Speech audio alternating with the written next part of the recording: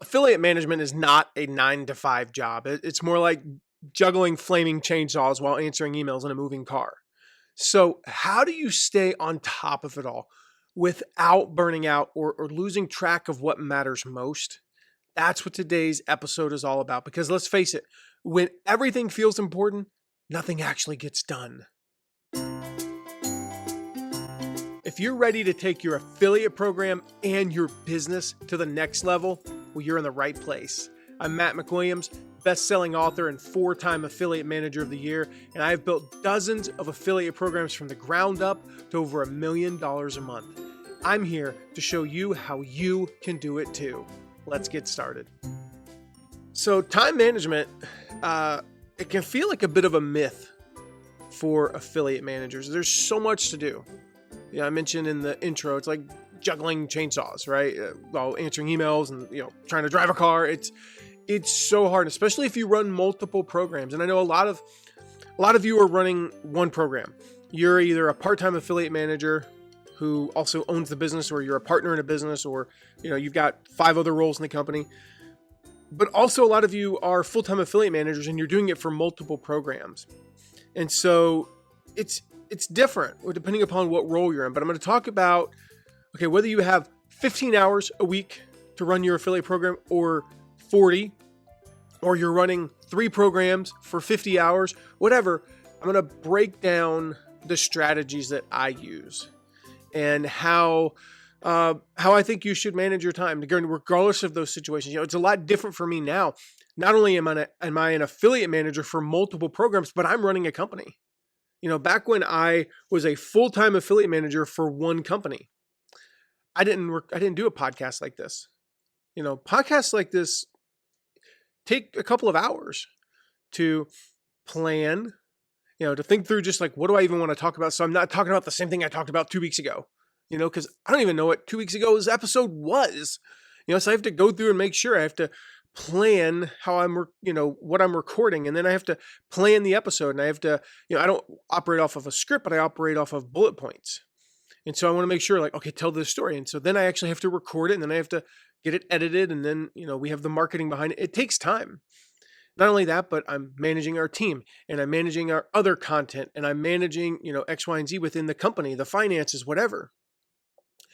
Much like when I first started. When I first started, I wasn't just an affiliate manager. I've shared that story so many times. I was the CMO, the affiliate manager. I was the CTO. I also ran the overall company, in the sense of, I wasn't the CEO, but I ran the day-to-day.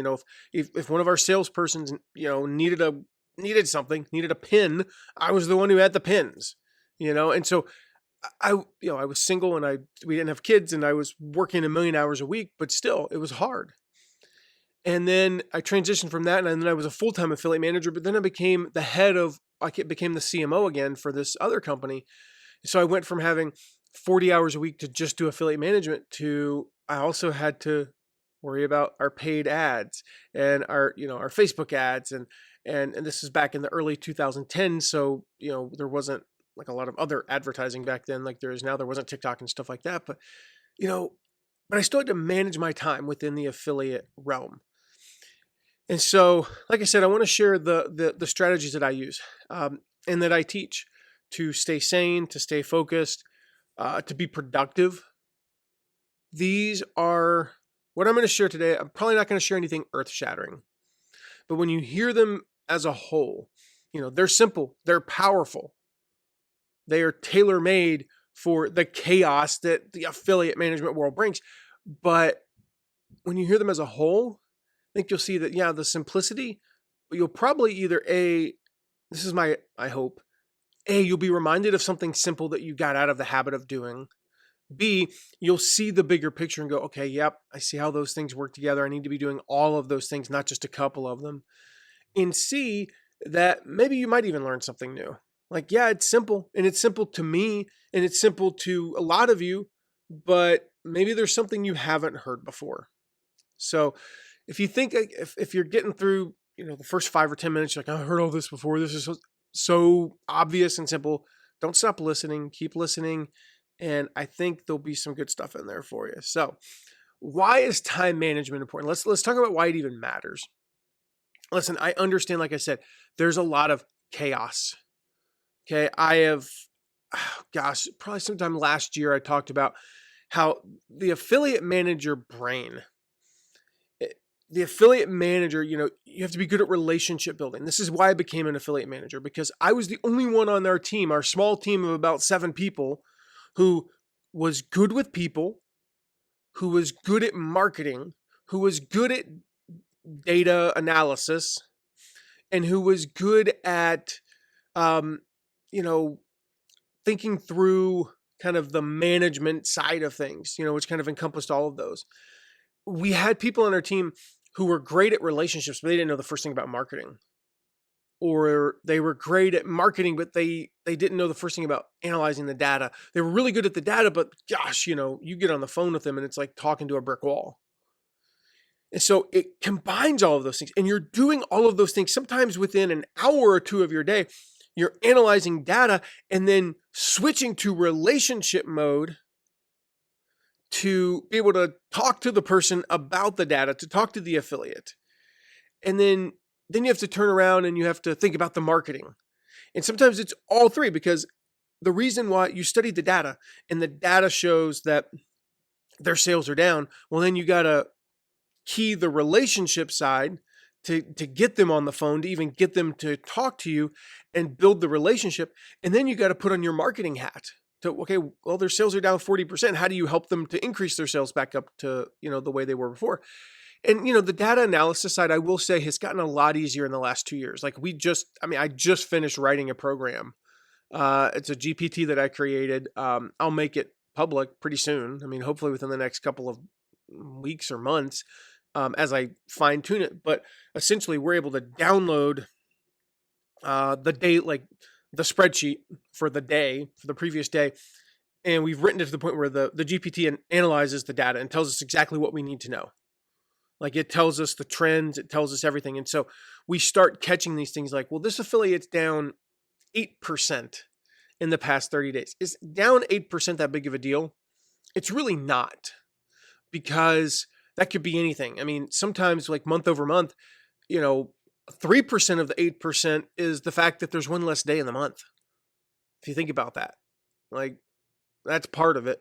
It could just be the timing. There's all kinds of factors that you then have to take off your, like the pure data hat and say, okay, well, there's a reason for that. You have spring break was that month. Okay, that makes sense. There was a couple of holidays, okay, that makes, oh, wait, actually they're down 8% every June over May. So it's nothing. Don't even worry about it. But it analyzes the data and it catches that 8% and you go, okay, now I'm going to yellow flag them. So I want to pay particularly close attention. If they're 8% in April and May and June, well, that's a problem that we need to start addressing. And they're already on my radar. And so, yeah, the data analysis has gotten a lot easier because of technology, but it's chaotic. The other thing about affiliate management is it is deceptively reactive. If you don't manage your time, your day will disappear responding to Slack messages, quick questions, quick emails, Facebook messages, whatever, IG messages, DMs. And what happens is it becomes, like I said, it's very deceptively reactive. And you realize all of a sudden it's 5:30, you're finishing up for the day in 15 minutes, and you've done nothing that you wrote down at the beginning of the day. You've effectively, it feels like you've accomplished nothing. We've all been there. We've all had those days. It doesn't matter if you're an affiliate manager or whatever. We have all had those days. And so what happens, we get this mindset that like, okay, if I don't respond right away, then it's going to ruin the promotion. If I delay the outreach too long, we've got, relationships go cold, and then you get burned out and you end up dropping the ball. And so one of the quick tips here, this is not in my notes, but it just kind of occurred to me, and maybe it is in my notes, but later. One of the things that occurred to me is you have to identify what are the, oh dear God, if I miss this, like if I don't follow up if I don't respond to this in the next 30 minutes, that's going to cause a problem. If you're in the middle of a big launch, a limited time launch, a 1 week promo, and somebody emails you about the promo, yeah, responding at 1:15 p.m. versus 4 p.m. could be the difference between them sending an email today and not sending an email at all.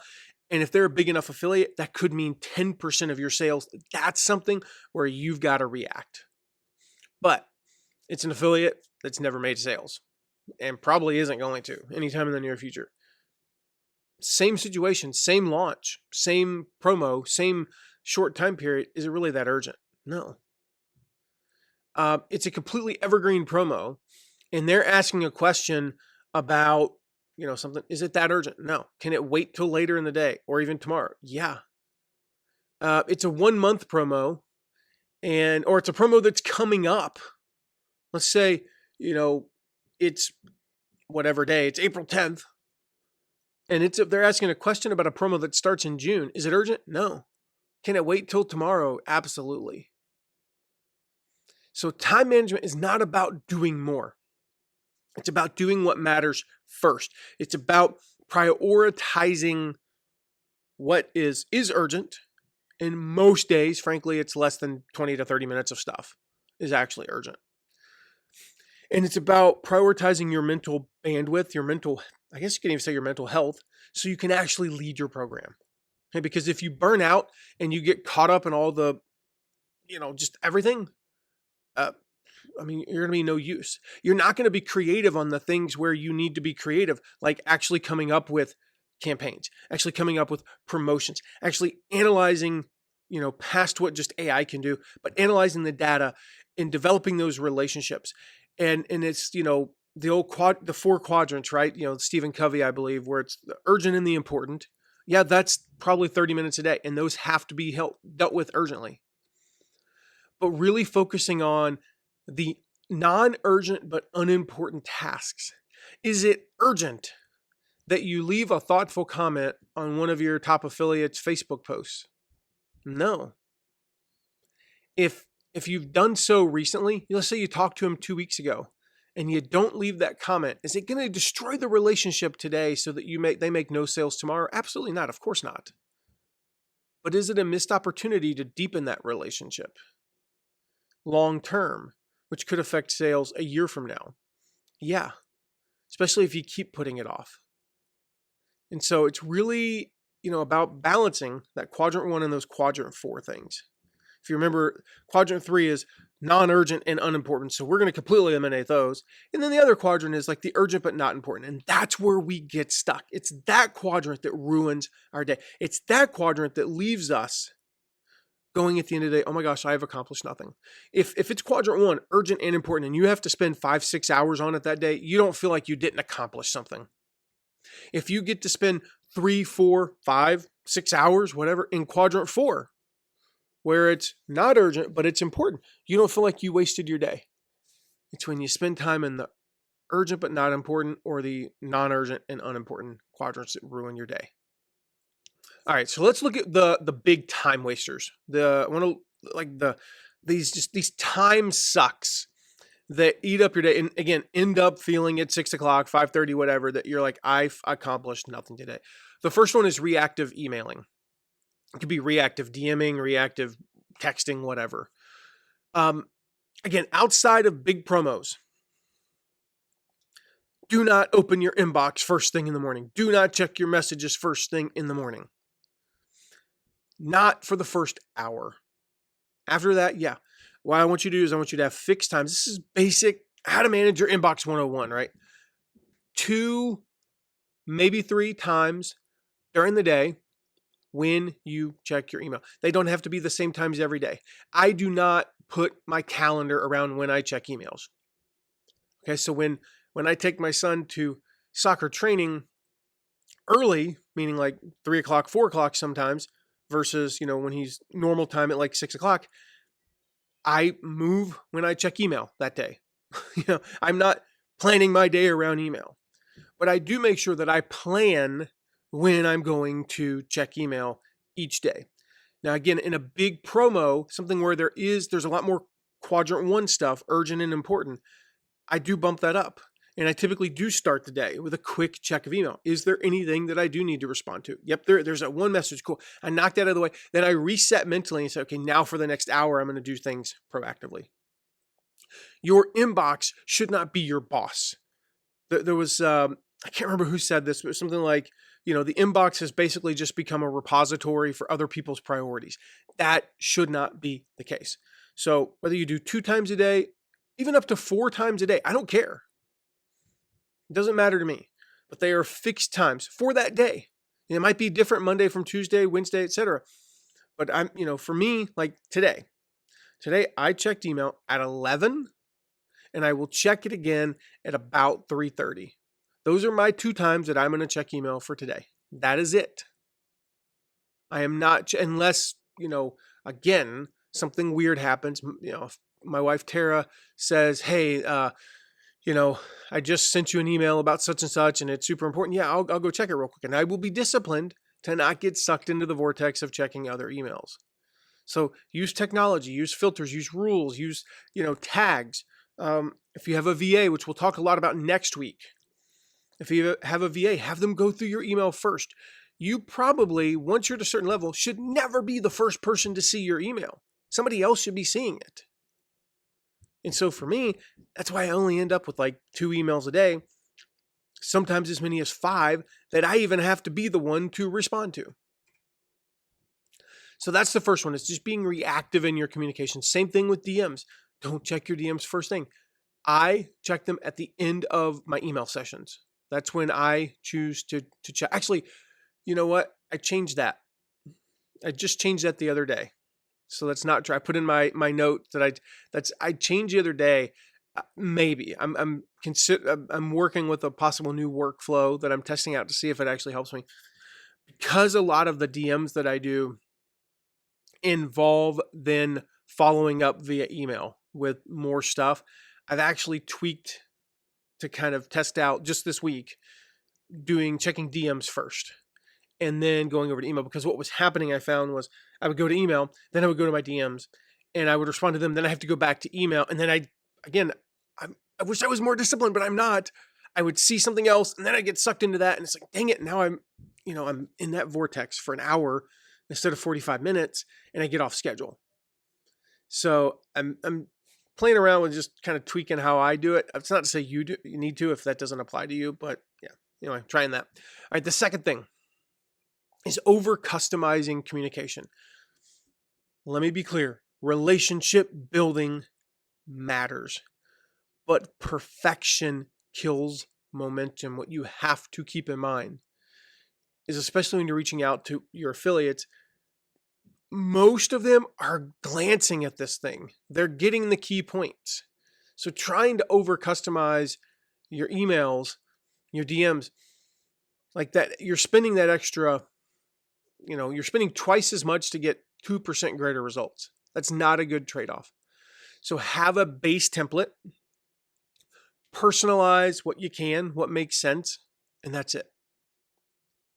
That's it. So for me, like if I'm doing reach outs, if I reach out to you and frankly, if I get an email that's like, hello, Matt, I've noticed that you went to the University of Tennessee and you live in Fort, blah, blah, blah, blah, blah, and all this stuff. And, and you like soccer and yada, yada.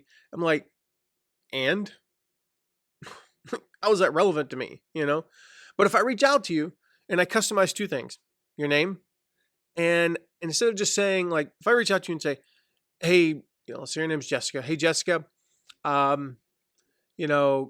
your post today, or, saw your post last week about such and such. And I thought that your audience would be, thought that this other product would be a really good fit for your audience. Okay, that's enough customization. Or if I say, hey, I was just checking out your profile and I really thought that such and such product would be a really good fit for your audience of moms. Okay, what this says to me, you know me being Jessica with the audience of moms, of course, but okay, you took a minute, but you're not like, oh my gosh, this doesn't need to be overly customized. And that's just an example. Like anything beyond that, and you're just wasting time. You don't need to scroll through 40 of their posts and read all the comments. Like their audience is moms. That's good enough. Like they promoted a similar product, good enough. The same is true of like perfecting graphics and making graphics for 42 different sizes. You know what we started doing this recently. I just give them the Canva template. If they want some obscure size, they can make it themselves. Here's the thing. Most people don't want an obscure size. But if they do, they're willing to take 14 seconds to make the other size. And now, I don't have to take the 14 seconds, although it's usually more because I don't know what sizes they want, so I'm making 30 sizes. And B, now I have to put 30 things, and it takes a long time. And you say, oh, it's only like 5 minutes. Yeah, it's 5 minutes, but it's 5 minutes every day. That's 25 minutes a week. That is 90th. That's over 1% of my work week. A lot of 1% add up to 20% of my work week. Perfecting graphics, perfecting swipe copy. Most people are using AI now anyway. So you don't really need to create perfect swipe copy. They're going to take your template and run it through their own AI and rewrite it anyway. So you don't need to perfect swipe copy. What we do is we come up with a few different audiences for most of our clients, between 2 and 4 different audiences. We create different swipe copy for those audiences and we say, here it is. And then they do what they want with it. Another big time waster is just overthinking the simple task. Your affiliate emails don't need to be the next great American novel, right? If it is not mission critical, get it to 90%, hit send. We have a template. I'll put a link in the show notes, but you can download our affiliate email template. The reason that it's a template is because the formula, what it has in it, it works. I follow it 90% of the time. When I don't follow it, it's usually because I'm trying to convey one thing to the affiliates. And as long as I convey that one thing, then I've accomplished the mission. I remember back in the day when I was a full-time affiliate manager only running one program, I might spend 20 minutes agonizing over the first sentence because I really wanted it to be like funny, and you know what? Doesn't matter. Now, agonizing over a subject line, absolutely. Again, you can use AI for that, because what I've done is I've split tested literally thousands of subject lines for affiliate emails, and the results of those emails, the open rate, and then we kept them in a database essentially so that I could go back and see, like, just spark my, creative juices. Well, then when ChatGPT came along and AI, became a thing, we just loaded those subject lines into a GPT and basically said, okay, here's how every one of these split tests went. This one had a 39% open rate. This one had a 42. This one had a 51. This one had a 53, so on and so forth. And it learned. And now, like, we get the subject lines pretty perfect. And it doesn't require me to agonize over it. That's something that is worth agonizing, by the way. Spending 5 minutes agonizing over a subject line back in the day was worth 5 minutes, because getting 55% to open it versus 45, that's a huge, for some of the programs that we were running, that could be a $10,000 to $50,000 difference. So it was totally worth it. Like, to our company, to me, 5 minutes could be worth $250 to $500. I got to be honest. Let's just call it the $250. What is that? That's $3,000. I don't make $3,000 an hour. Newsflash on that one. There are very few things I can do to make $3,000 an hour. Spending 5 minutes agonizing over a subject line was definitely one of them. But for most things, if you get it to 90%, you're good. You're good. What I call productive busy work is another time suck. Just endlessly, making the affiliate dashboard look perfect, or the affiliate center look perfect, or adding more social media posts when you already have 200 examples. That is disguised procrastination. That's what one of my good friends calls it, disguised procrastination. Because if I go from 200 posts to 250, I've technically accomplished something. I've added 50 posts. That's productive, quote unquote productive, but it's really just busy work. So very simple, ask yourself this question. Is this helping someone to take action? Is this going to help someone make additional sales? And if so, okay, how many additional sales do I project that we're going to make from this activity? And if it's 2, but it takes me 3 hours, most programs, I mean, again, if you've got a $10,000 product, that is very much worth it. Most programs, not worth it. Not worth it. So as the old Facebook saying goes, done is better than perfect, especially when time is tight. Affiliates need leadership. They don't need perfection. They just need guidance. They don't need that perfection. So I want to share with you a 5-part kind of time management framework for affiliates.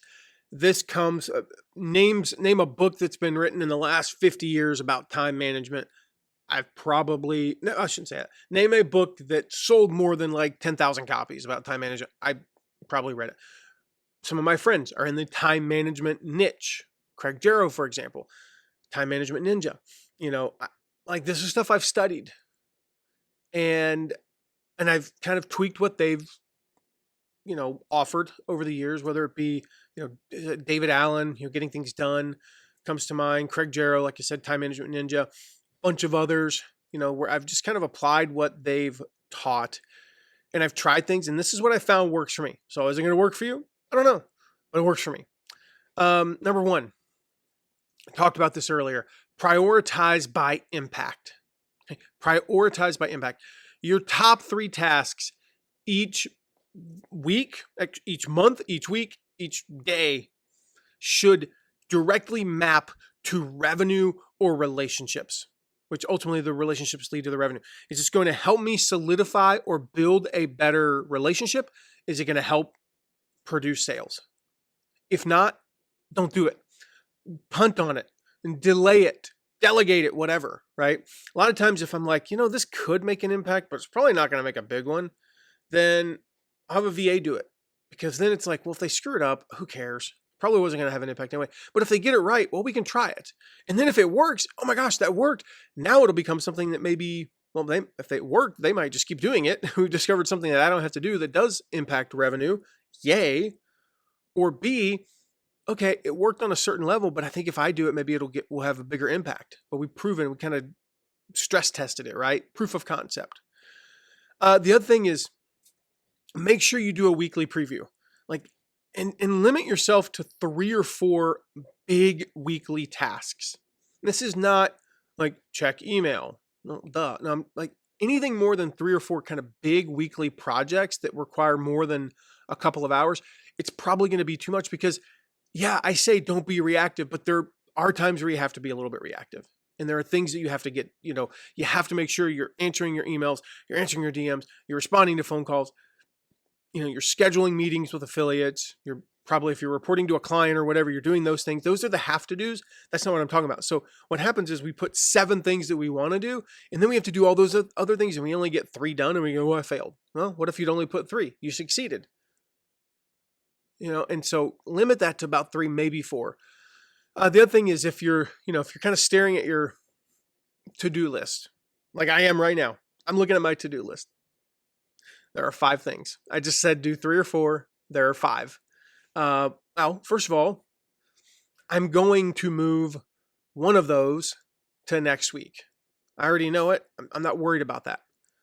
But which one am I going to do first? The question is what's going to move the needle the most? And I tie it directly to revenue. Because I build in purposely on my calendar. We'll talk about this in a second in more detail, but I build in the time to build relationships. It's just already on my calendar. And so that's not moving. So it's not really in my top 3. So I'm looking at relationship building. I've already got taken care of proactively. What's going to impact revenue the most? Both short-term and long-term. Sometimes I have to sacrifice one or the other a little bit, but preferably not too much. I don't want to sacrifice too much short-term for long-term and too much long-term for short-term. The second thing, again, basic principle, right? Batch and block. Every time you have to switch context from data to relationship, from email to DMs, from, checking stats to having a phone call, from every time you have to do that, it's a product of, one of my good friends called it a productivity tax, because when we shift gears, we pay that tax. It's a productivity leak. This is what I've heard somebody else call it. our brain takes a little bit of time to catch up. And so what happens is if you spend 30 minutes on data and then 30 minutes on email, that's what you think you spent. You think, oh, I worked for an hour. You really didn't. Because if you spent the full 30 minutes on the data and then switched to email, the first 5 to 7 minutes, your brain's adjusting. And you go again, 5 to 7 minutes, but 5 to 7 minutes 4 times a day. It's over half an hour, roughly. 4 or 5 times a day. That's a half an hour times 5 days a week. It's 2.5 hours. You're giving up weeks a year switching tasks. So I theme everything, work in blocks, very simple. If I've got 3 emails to write about upcoming promos for clients, I don't write, let's say I want to send 3 emails on behalf of client 1, 2 on behalf of client 2, and 3 on behalf of client 3. I don't write 1, 1, and 1 for client A, B, and C. I write all 3 for client A. Take me a half an hour. I take a super quick mental break. Sometimes it's just to go walk a lap around my office. Just something to disengage for as little as 35 seconds. It's about how long it takes me to walk around there. Then I come back and I write the 2 for the next client. And then I do the same thing. I do that. And that takes an hour and 15 minutes. And that's my block. And then I want to do outreach. I want to do outreach for one client from 2 to 2:45. And then another client from 2:50 to 3:30. And another client from 3:35 to 4:15 or whatever the case may be. And you can use a timer. You can do the Pomodoro, whatever. You could do them in 25-minute sprints, 35-minute sprints. Maybe this one's 50 minutes because you really need to focus. But then the next one's only 20 and you take a super quick break. Again, I've personally found that 1 minute is enough. It's more than enough. And so the other thing you can do, which is managing your calendar, is just to put recurring blocks, even if you're not sure what's going to go there, but you're like, from 11 to 12, I know I'm going to be doing something creative. And that's your creative block. And then, you can fill it in the day before. Third thing, systematize everything you can. Every task that you repeat you either need to delegate it or systematize it. It should become a system. How do you onboard an affiliate? Step 1, step 2, step 3, step 4, step 5. How do you activate affiliates? And you want to know how to activate affiliates? Grab my templates. I will give you the activation templates totally free if you want to know how to do that. But there's step 1, step 2, step 3. There's use the template and then you create a Zap using Zapier. So with affiliate onboarding, for example, what triggers me even knowing that I have an affiliate to onboard is we use Zapier to tell me. It slacks me and says, you have a new affiliate. And then that new affiliate, awesome. We need to onboard that affiliate. Here are the steps that we use.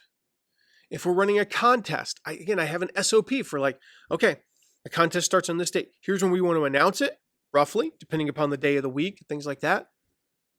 And we systematize that.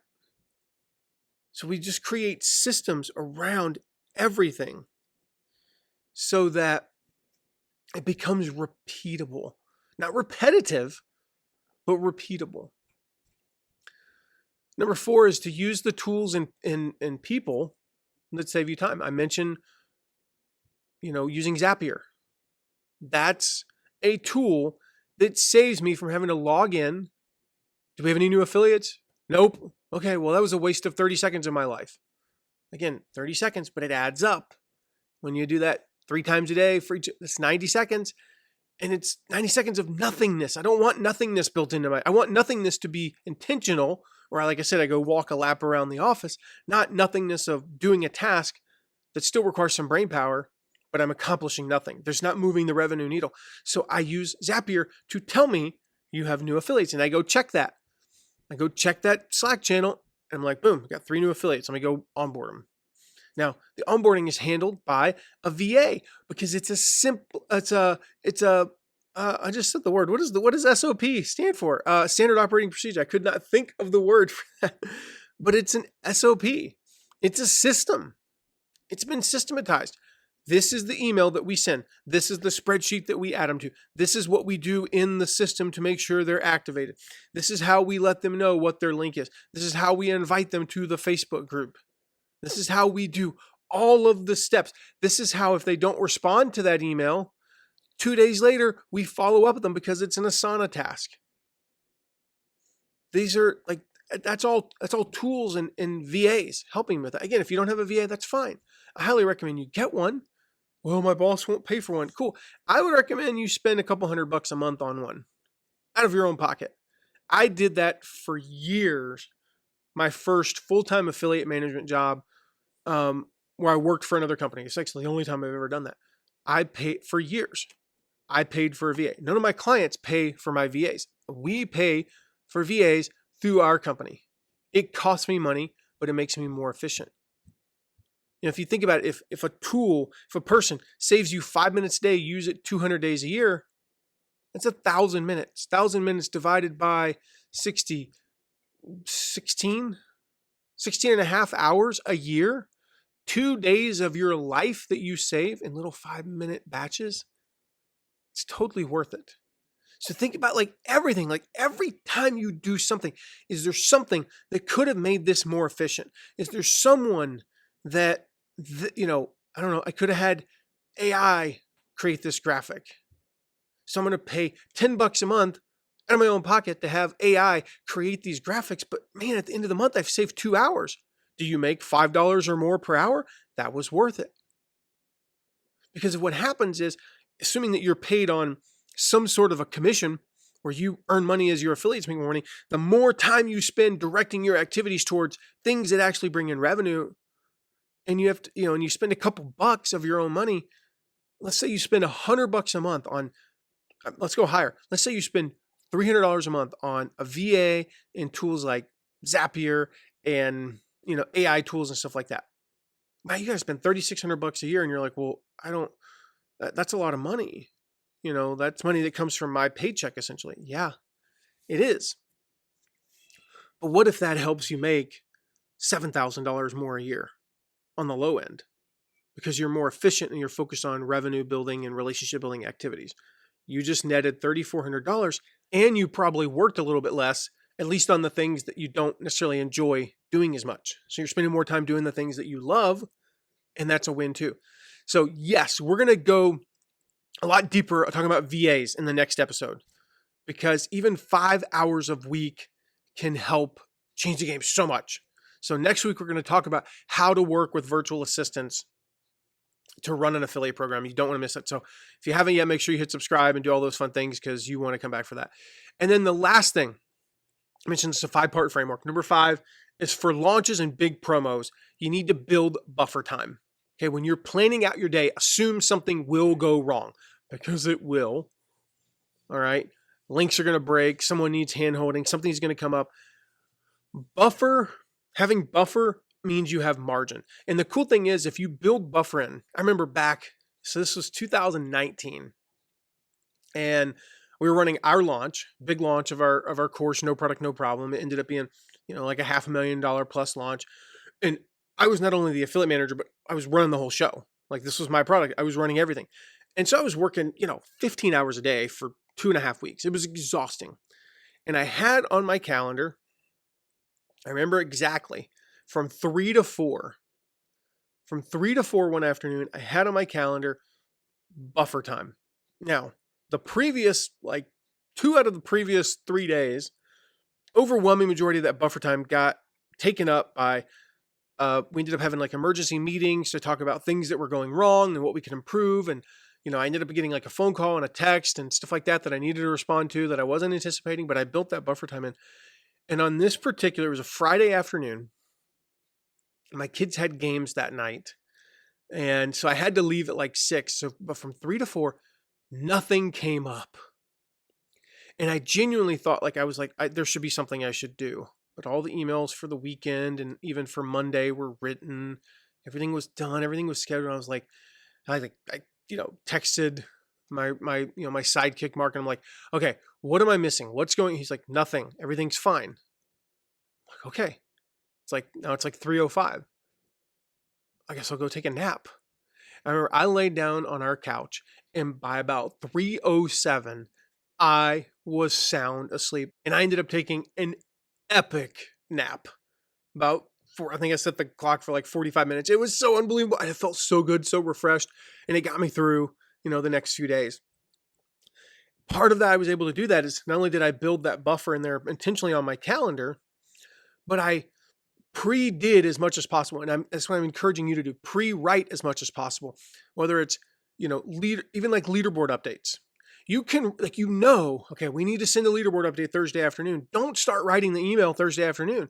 Write it. I mean, you could write that again, months in advance, weeks in advance, days in advance, whatever it is. And then you just fill in the blank. Okay, wow, things are amazing. Look at it. It's you can pre-write that and tweak it a little bit, to fit reality. Announcing a new contest. If you know you're going to announce a new contest next Tuesday, don't wait till Tuesday to write the email. Write it in advance. Again, build that margin when you have it. Anything you can do, write in advance. And a lot of people say, what if things change?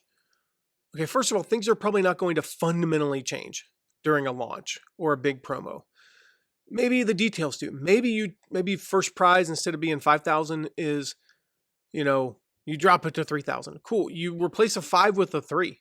What does that take? A quarter of a second if you're slow? It's not a big deal. And so you can tweak things, but if you've done 95% of the work, then yeah, at the very end of the launch, you go, gosh, I ended up spending 3 extra minutes changing things. But you spent 3 minutes changing things instead of 5 hours creating things because you created them in advance. And there's something about doing it in advance, again, just from a busyness standpoint, a psychology standpoint, a mental health standpoint, that really changes things a lot. So a couple bonus things, just, I don't know, they didn't really fit into the last one. As far as, things that have worked for me, theming days, theming days or theming half days. This doesn't need to be rigid. Think of them as like rhythms, right? Even, just like a 4-hour period where you're really focused on a specific thing. So for me, I don't theme every day. I guess technically I do, because a lot of times Fridays is what I call a task snowball day, where I just try to accomplish as many of my tasks as possible, all the backlog. No, I don't care what's the most urgent, what's the most important. I just want to eliminate, right now I've got 34 tasks in Asana. And I'll do a task snowball day where I'll knock out like 16 of them, maybe upwards of 20. And so cool. Now I've just done a bunch of things. I have, again, no care in the world. I might waste 20 minutes doing something, but I've knocked out a bunch of stuff. Again, that's not something I do every day. Not something I even do every week, but about every third or fourth Friday, 15 times a year, I do a task snowball day, and it's usually on a Friday. But theming your days, like today, I'm really focused on relationship building. Theming your day around, today is like, the second Tuesday of every month, I'm going to write 30, 35 affiliate emails. Today I'm focused on updating affiliate, backends or whatever. That's super important. Another thing is set boundaries. This is hard to do sometimes when you have clients, but you got to do it. You are allowed to log off. If you are always available, you're never focused. So this is a basic brain science thing. If you're checking your phone for email at 8:00 at night and you're seeing that you have stuff, what you're doing is you're training yourself to kind of like, oh, okay, I got a couple of new emails. I don't need to respond to those. I'm just going to move on. You're training yourself not to really focus. I want you, when you're checking email, that you're checking email for whatever time it is, 15 minutes, 30 minutes, 45 minutes, 2 hours. I don't know. You're like, that's all you're doing is checking email. So then when you're off, you're off. When you're unavailable, you're unavailable. You're not unavailable, but no, you're off. You're unavailable. Delegate if possible. When we talked about this earlier, just delegate as much as possible. Train a VA. We will talk about that in the next episode, so make sure you listen to that. And then last one, just make sure you celebrate progress.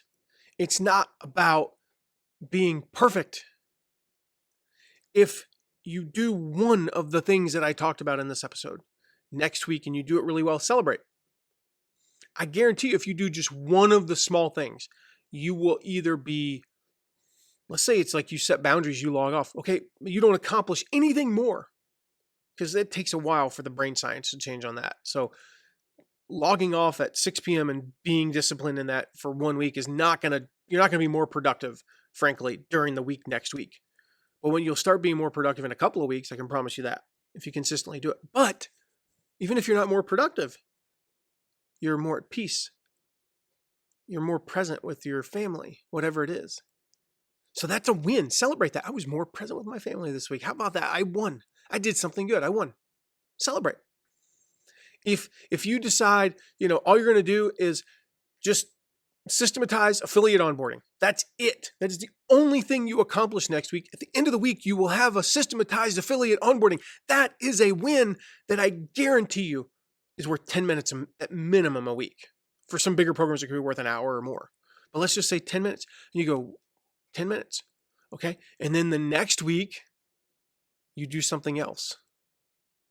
And then the next week, you do something else. And all of a sudden, in just 3 weeks, you're 30 minutes to an hour more productive a week. You have no idea what kind of an impact that will have on you and the bottom line. And it only gets better from there. And things start stacking. That's the cool thing. They start stacking. So if this was helpful, if you feel like this was helpful, take a screenshot or record a quick video or whatever, so you can send it to me, on social media at Matt McWilliams2 on X, Twitter, whatever. I'd love to hear just one thing that you're going to implement. You can also text me at 260-217-4619 and let me know, what are you implementing? What are you doing? So take a screenshot of something that you're doing, or just send me a quick video or just a quick text message, whatever it is, and let me know what you're implementing. So again, number one, prioritize by impact. Focus on those Q1 and secondly, those Q4, quadrant 4 tasks. Number two, batch and block. Try to at least set aside an hour first half and second half of the day where you're focused on something really important. Thirdly, systematize. Number four, use tools and use people. Not use people in that way, but you get the idea, right? And then fifthly, build buffer, into your day, into your week, so that you have those times to maybe take a nap or to do something else, right? Don't always assume that the day is going to go perfect. So what I want you to do is I want you to pick one strategy this week, just one, and then build from there. All right? Just pick one strategy and build from there. Again, you can text me, let me know how it's going at 260-217-4619. You can hit me up on X at Matt McWilliams2. I read every message, I promise you. I'd love to hear how you manage the chaos. So make sure you do that, and make sure you hit subscribe so you don't miss the next episode where I'm going to talk about how to use virtual assistants to run a 7-figure affiliate program. I've teased it a little bit during this episode. I'm excited about that one. Can't wait. I'll see you then. Thank you so much for listening today. If you know someone who would benefit from hearing this episode, make sure to share it with them. And if you have a question, you can ask it at asktheaffiliateguy.com. Questions make my best episode, and it's a great way to get featured right here on the podcast. And if you're loving what you're hearing, please take a moment to leave a rating and review. That helps others find this content so we can all benefit from it. See you soon.